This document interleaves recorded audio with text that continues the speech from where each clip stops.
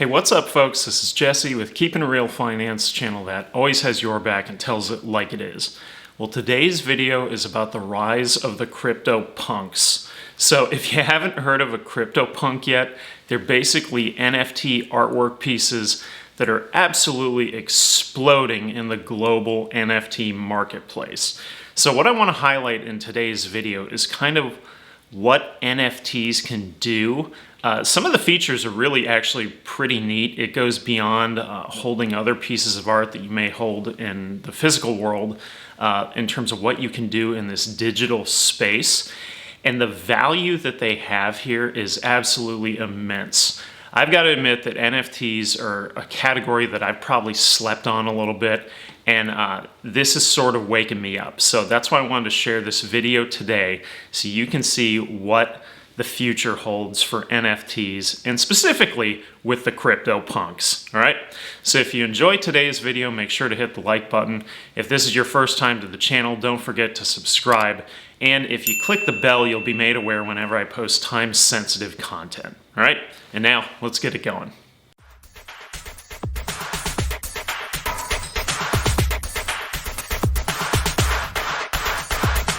So what are the crypto punks? Well, essentially they are one of the earliest forms of NFTs, or non-fungible tokens.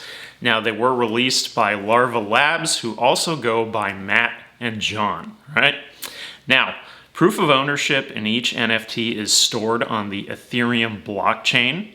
There are only 10,000 unique characters in the set, with no two being exactly alike. So that's also kind of cool.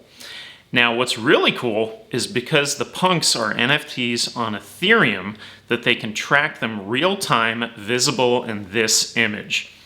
So those with a blue background are not for sale. Punks with a red background are for sale by owner, and punks with a purple background have an active bid. Now, what signifies a CryptoPunk is, so each image is a 24 by 24 pixel headshot artwork. Most are punks, however, there are also 24 apes, 88 zombies, and 9 aliens mixed in. The punks are algorithmic images defined by accessories. So we have glasses and sunglasses, crazy hair, different colors, hats or hoodies, smoking either cigarettes or pipes. Some have facial hair. And punks can be any race in addition to the zombies, apes, and aliens, all right? Now, the inspiration for the punks came from the London punk scene, the cyberpunk movement, the novel Neuromancer, the movie Johnny Mnemonic, and the movie Blade Runner, all right?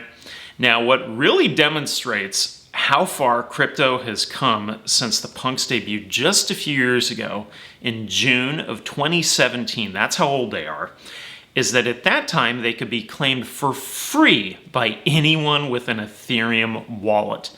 Today the punks are solely resold, okay?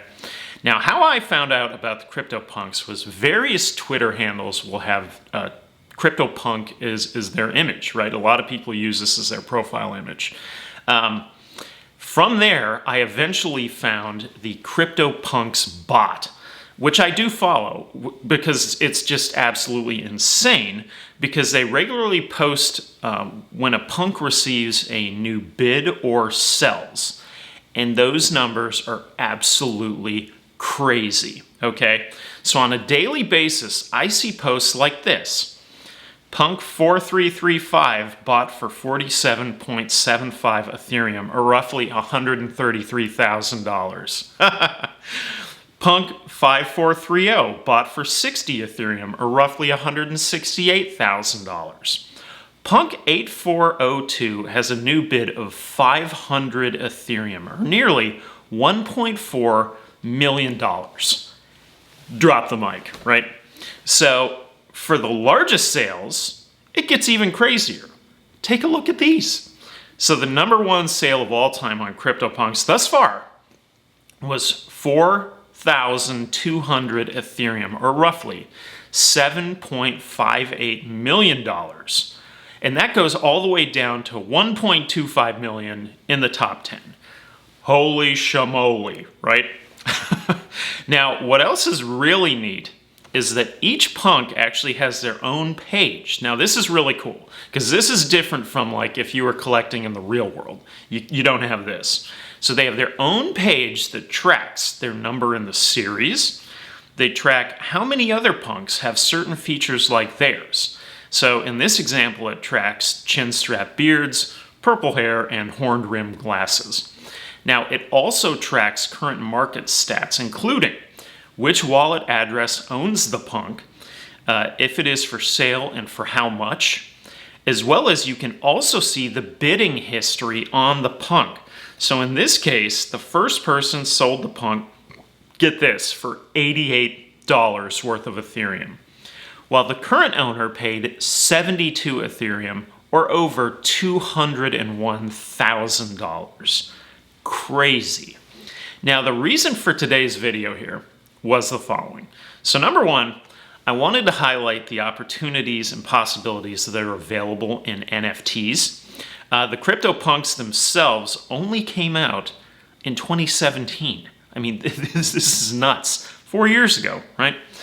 In this post, though, from July 31st, this is less than a week ago, Larva Labs shared that in their first 3 years, the punks sold for a combined $866,000. That's a ton, right? To me, that sounds amazing. But on that day alone, July 31st, 2021, the punks sold for a combined $55 million. What? Right?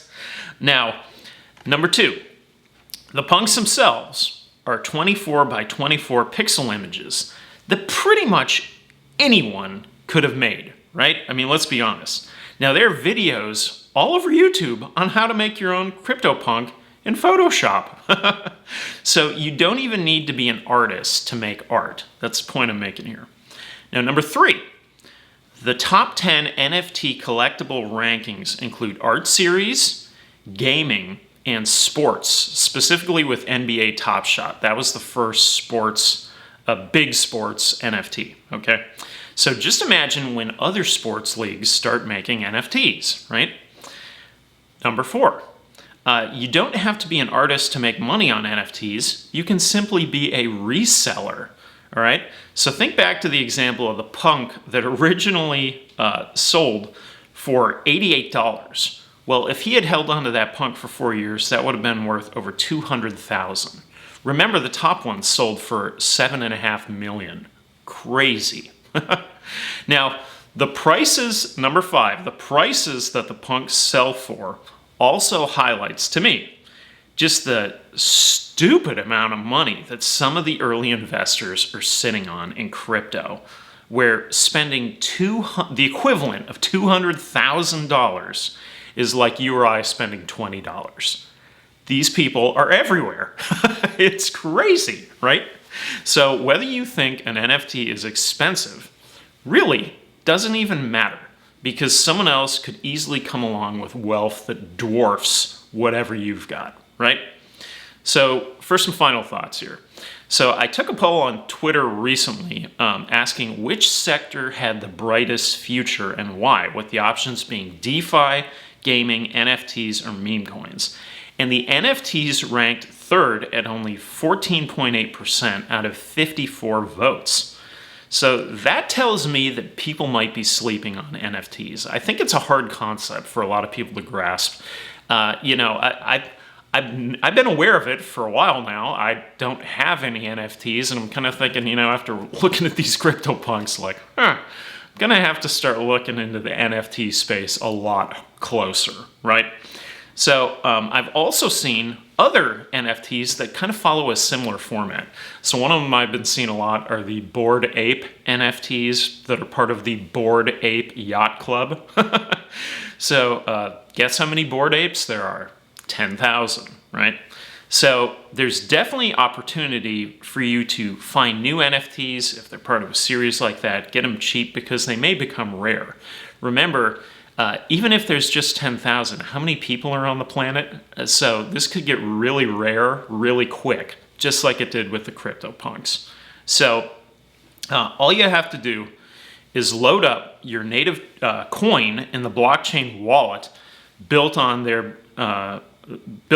and later basically bid on it. So let me give you an example. So with the punks, they're built on Ethereum, so you would need an Ethereum wallet like a MetaMask, a Coinbase wallet, and you would need Ethereum to buy. Likewise, if you're doing it on the Binance Smart Chain, you would probably need something like a Trust wallet, you would need BNB to buy it, etc. All right? Now, in my view, it would make sense to keep an eye out on the following. So, more sports leagues getting into NFTs. I think this is a no-brainer, right? So NBA Top Shot is kind of stealing the show at the moment, but think of all of the other leagues out there all around the world. There's tons of them. So huge opportunity there. Artwork series with a limited amount in the set. So, we talked about the CryptoPunks, there's only 10,000 of them. The Bored Apes, there's 10,000 of them. So if you see a set, that could be something that's valuable down the road. And the same goes for gaming NFTs.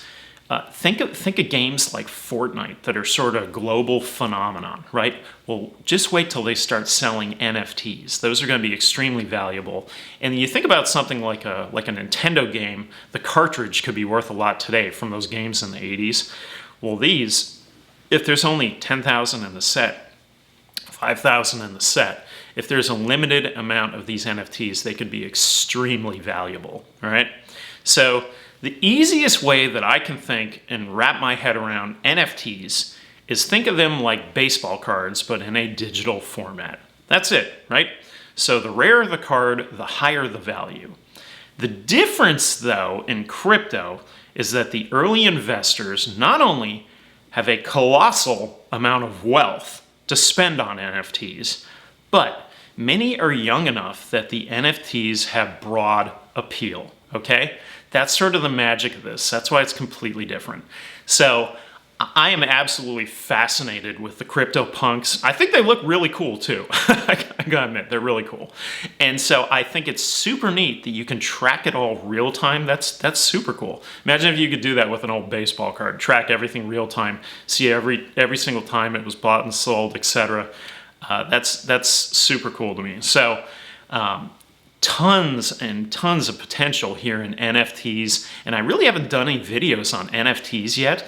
Outside of I did do a video on Flow, I talked about NBA Top Shot, but this is a little different. This is the actual artwork themselves, the CryptoPunks, which are super cool.